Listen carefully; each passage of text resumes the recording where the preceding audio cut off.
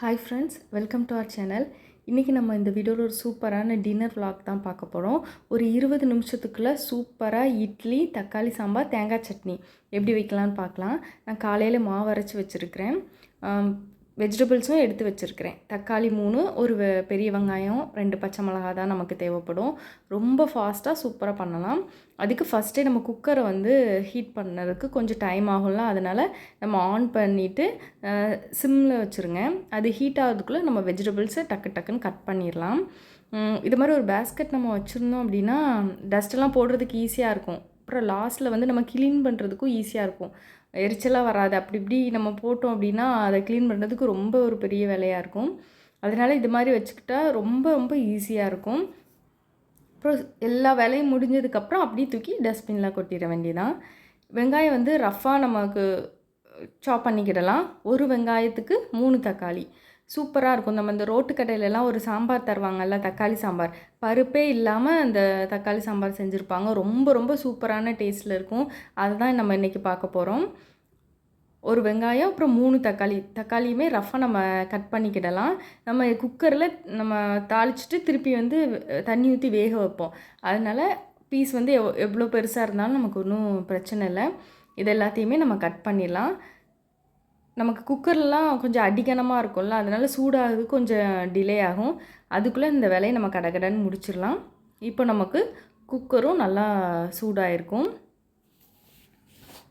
First நம்ம எண்ணெய் இதில் கொஞ்சம் ஊற்றிக்கிடலாம்.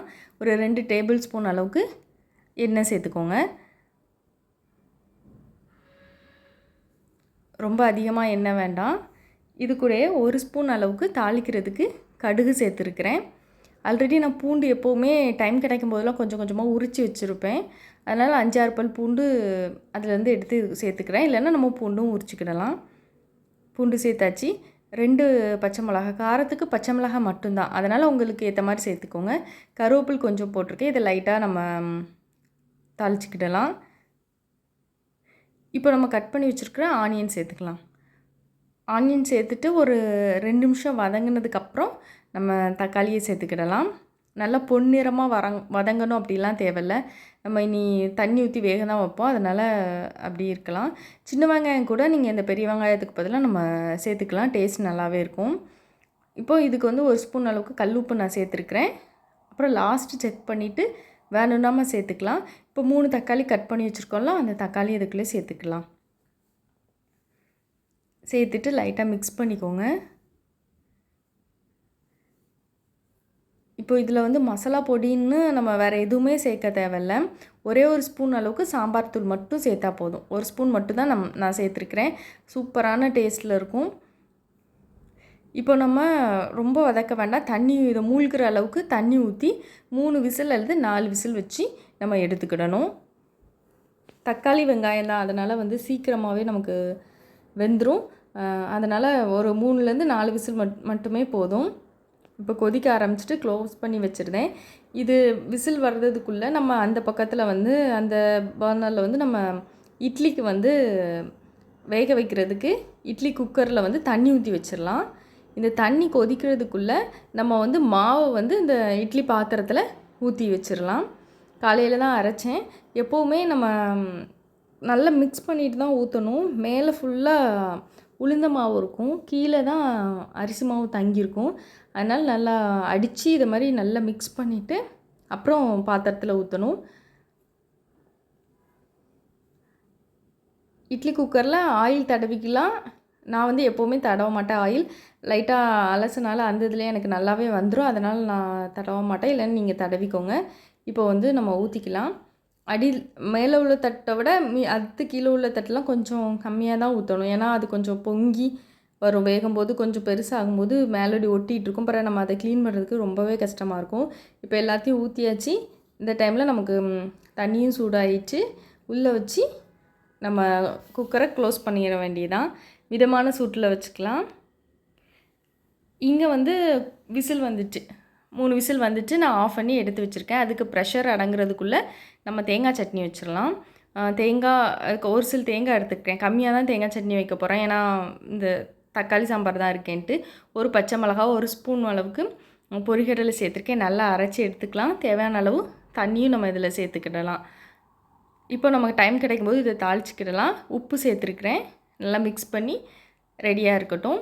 இப்போ வந்து நமக்கு குக்கர்லேயும் ப்ரெஷர் அடங்கியிருக்கும். ஓப்பன் பண்ணி நம்ம பார்க்கலாம். நல்லா சூப்பராக நமக்கு வெந்துட்டுருக்கு. இப்போ நம்ம இதை வந்து கடையணும். இப்போ 2 மிளகாவும் கடைஞ்சா ரொம்ப காரமாயிரும். வீட்டில் சின்ன பையன் இருக்கிறதுனால சாப்பிட மாட்டான்னு 1 மிளகா மட்டும் எடுத்துக்கிறேன். ஆனால் காரம் நல்லா இருந்தால் தான் சூப்பராக இருக்கும். இப்போ இதை வந்து நம்ம கடைஞ்சிக்கிடணும். நம்ம நார்மலாக கடையிற மாதிரி கடைஞ்சாலே அது 1, 2மா இருக்கிற மாதிரி தான் இருக்கும். அப்படி இருந்தால் தான் நமக்கு டேஸ்ட்டு சூப்பராக இருக்கும். இன்னும் மையா வேணும்னா அதை இந்த தக்காளி வெங்காயத்தை மட்டும் தனியாக எடுத்து மிக்சியில் அரைச்சி கூட நம்ம சேர்த்துக்கிடலாம். இது மாதிரி 1, 2மா இருந்தால் சாப்பிட்றதுக்கு சூப்பராக இருக்கும். அந்த வெங்காயம்லாம் வாயில் கடிப்படும்போது நல்லாயிருக்கும்.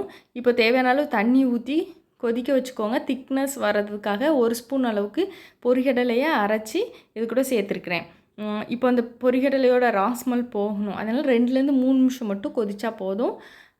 அவ்வளோதான், சூப்பராக ரெடி ஆயிரும். இது கொதிக்கிறதுக்குள்ளே நான் அந்த பக்கம் வந்து சட்னிக்கு தாளிக்கணும்ல, அதுக்கு வந்து நான் பாத்திரத்தை வச்சு எண்ணெய் ஊற்றிருக்கிறேன். நல்லா 1 கை அளவுக்கு கொத்தமல்லி சேர்த்து ஒரு 3 நிமிஷம் ஆனதும் நம்ம அந்த ராஸ்மல்லாம் போனதும் உப்பு காரம்லாம் செக் பண்ணிவிட்டு ஸ்டவ் ஆஃப் பண்ணிட வேண்டியதாக. சூப்பராக தக்காளி சாதம் வாசனையாக ரெடி ஆகிட்டு, அந்த பக்கத்தில் ஆயிலும் நமக்கு தாளிக்கிறதுக்கு சூடாயிடுச்சு. அதில் வந்து நம்ம இனி கடுகு கருவேப்பிலை போட்டு தாளிக்க வேண்டியது தான். மல்லியில போட்டு ஒரு கொதி வந்ததும் ஸ்டவ்வை ஆஃப் பண்ணிடுங்க. இப்போ நான் கடுகு சேர்த்துருக்குறேன். தாளிக்கிறதுக்கு சின்ன வெங்காயம் சேர்த்துக்கலாம். அதுவும் நல்லா டேஸ்ட்டாக தான் இருக்கும். நான் இன்றைக்கி சேர்க்கலை சின்ன வெங்காயம். கடுகு பொரிஞ்சதும் கருவேப்பிலை போட்டு இறக்கிற வேண்டியது.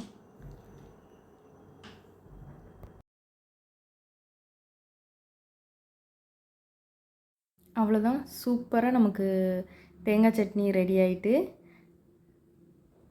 இட்லியும் இங்கே வெந்திருக்கும். நான் ஸ்டவ் ஆஃப் பண்ணிட்டேன். செக் பண்ணி பார்க்கலாம். சூப்பராக நமக்கு இட்லி வெந்துட்டு. அவ்வளோதான், சுட சுட இட்லி, நல்ல தக்காளி சாம்பார் ரோட்டு கடையிலலாம் வாங்குவோம்ல அதே டேஸ்ட்டில் சூப்பராக ரெடி ஆகிட்டு. தேங்காய் சட்னியும் ரெடி ஆகிட்டு. தேங்க்ஸ் ஃபார் வாட்சிங்.